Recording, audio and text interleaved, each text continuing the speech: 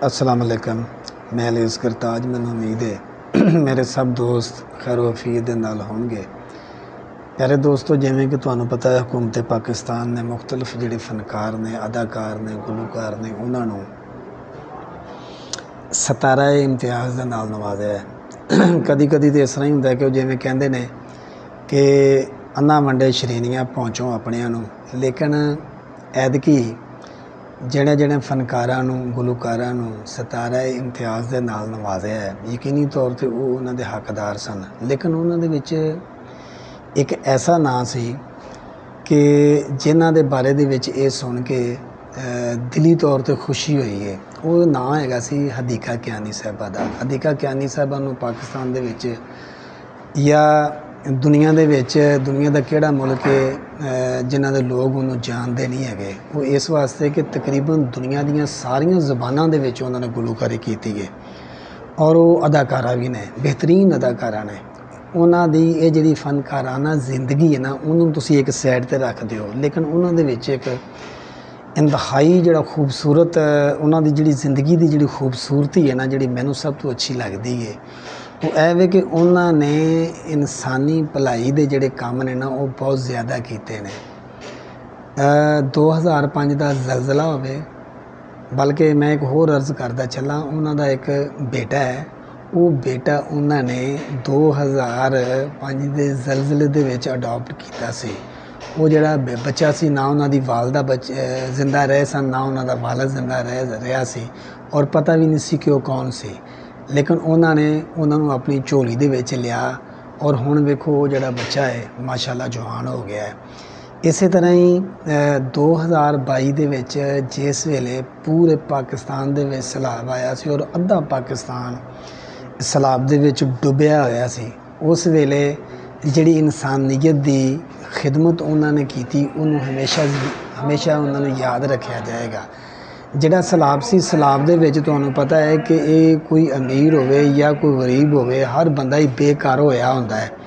और जिस वेले तुहाडा घर तुहाडे नज़दीक ना होवे, तुहाडा जिहड़ा अनाज है वो भी रुड़ जावे, तुहाडे जिहड़े बिस्तरे ने तुहाडे वो भी रुड़ जाण, जिहड़ा समान है तुहाडा वो भी रुड़ जावे, जिहड़ा डोर डंगर है वो भी तुहाडा रुड़ जावे और बिल्कुल तुसीं हत्थल होए होवो, उस वेले तुहानूं जिहड़ा है ना किसी दी मदद दी इंतहाई ज़रूरत हुंदी है। उस वेले जिस वेले पूरे समझ लो कि खिते दे विच पानी सी चार सवेरे और लखां दे हिसाब नाल जिहड़े लोग सन वो बेकार होए सन। उस वेले हदीका कियानी साहिबा ने अगे वध के उन्हां दा एक अदारा है वसीला है राह, उन्हां दी छां दे थल्ले उन्हां ने लोगों की इन्नी खिदमत की है, फील्ड दे विच खुद जाके लोगों के दर्द नूं महसूस किया है।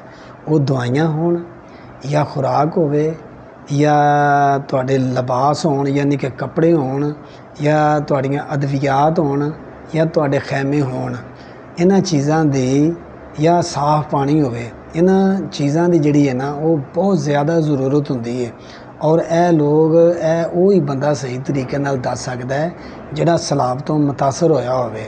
जिहड़ा बंदा सैलाब तो मुतासर नहीं होया वो इहनूं कदी भी बयान नहीं कर सकदा, इस तकलीफ नूं कदी भी बयान नहीं कर सकदा। और जिस वेले सैलाबी सूरत हाल हुंदी है, उस वेले इंतहाई जिहड़ा हुंदा है ना अजीबो गरीब माहौल हुंदा है और उहदे विच तुहानूं इंतहाई मदद की ज़रूरत हुंदी है। और असीं वेखिआ है कि हदीका कियानी साहिबा ने बगैर किसी तशहीर तो लोगों की जिहड़ी खिदमत है, क्योंकि जिहड़ियां हुकूमतां हुंदियां ने, हुकूमतां जिन्नी भी कोशिश कर लैन वो उन्नी थोड़ी हुंदी है। उहदे नाल नाल जिन्ने फलाही अदारे या ऐसे लोग जिहड़ा इंसानियत का दर्द दिल दे विच रखते हैं, महसूस करते हैं, वो अगे वध के लोगों की खिदमत जिन्नी देर तक नहीं करते उन्नी देर तक जिहड़े हालात ने वो सीधे नहीं होंदे। और असीं वेखिआ कि हदीका कियानी साहिबा ने फील्ड दे विच जाके जिहड़े लोग बेघर होए, जिन्हां दे घर रुड़ गए सन, उन्हां नूं नवें घर बना के दिते। यानी कि खाली घर ही नहीं बनाए बल्कि उन्हां दे विच सोलर सिस्टम भी लवा के दिता। उस अगर पिंड की महज यानी कि पिंडां दे पिंड उस वेले सफ़े हस्ती तो मिट गए सन और उन्हां दे समझ लो कि उन्होंने इस फील्ड दे विच उन्होंने बहुत ज़्यादा काम किया और जिहड़े घर बनाए ने और बड़े खूबसूरत और बड़े शानदार हर चीज़ का उन्होंने इंतज़ाम किया ਔਰ ਮੈਂ ਸਮਝਦਾ ਵਾਂ ਕਿ ਉਹਨਾਂ ਦੀ ਜਿਹੜੀ ਇੱਕ ਗੁਲੂਕਾਰ ਹੋਣਾ ਜਾਂ ਉਹਨਾਂ ਦਾ ਅਦਾਕਾਰ ਹੋਣਾ ਉਸ ਚੀਜ਼ ਨੂੰ ਸਾਈਡ 'ਤੇ ਵੀ ਰੱਖ ਦਿੱਤਾ ਜਾਵੇ। ਉਹਨਾਂ ਦੀ ਜਿਹੜੀ ਇਹ ਹੀ ਖਿਦਮਾਤ ਨੇ ਉਹਨਾਂ ਵਾਸਤੇ ਇਹ ਹੀ ਕਾਫੀ ਨੇ। ਔਰ ਉਹਨਾਂ ਨੂੰ ਜਿਹੜਾ ਸਿਤਾਰਾ ਇਮਤਿਆਜ਼ ਮਿਲਿਆ ਹੈ ਇਹ ਵਾਕਿਆ ਹੀ ਉਹਦੀਆਂ ਹੱਕਦਾਰ ਸਨ। ਔਰ ਮੈਂ ਅਲੀ ਅਸਗਰ ਯਾਨੀ ਕਿ ਅਲੀ ਅਸਗਰ ਤਾਜ ਉਹਨਾਂ ਨੂੰ ਜਿਹੜੀ ਖਿਦਮਾਤ ਨੇ ਉਹਨਾਂ ਨੂੰ ਸਿਤਾਰਾ ਇਮਤਿਆਜ਼ ਮਿਲਿਆ, ਉਹਨਾਂ ਨੂੰ ਮੁਬਾਰਕਬਾਦ ਪੇਸ਼ ਕਰਦਾ ਵਾਂ। ਔਰ ਇਨਸ਼ਾਅੱਲਾ ਮੈਂ ਨਵੇਂ ਵਲੌਗ ਦੇ ਨਾਲ ਦੁਬਾਰਾ ਤੁਹਾਡੀ ਖਿਦਮਤ 'ਚ ਹਾਜ਼ਰ ਹੋਵਾਂਗਾ। ਇਜਾਜ਼ਤ ਦਿਓ। अस्सलाम वालेकुम।